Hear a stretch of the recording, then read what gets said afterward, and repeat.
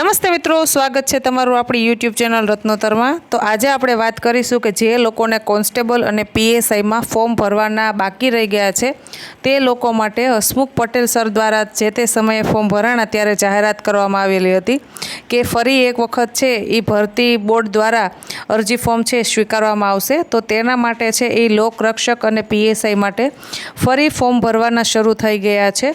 તારીખ 26 August 2024થી 9 September 2024 સુધી તમે ઓનલાઈન અરજી કરી શકો છો। એટલે કે જે લોકોને ફોર્મ ભરવાનું બાકી હોય, કોઈ અમુક વિદ્યાર્થીઓ એવા હોય કે જે લોકોને 12મા ધોરણનું રિઝલ્ટ આવવાનું બાકી હોય, અથવા તો અમુક એવો હોય કે જે લોકોને કોલેજ ચાલુ હોય અને પીએસઆઈ કોન્સ્ટેબલનું ફોર્મ ભરવાનું બાકી રહી ગયું હોય, તો તે લોકો છે એ ફરી એક વખત ભરતી બોર્ડ દ્વારા છે એ પોર્ટલ ખોલવામાં આવેલું છે।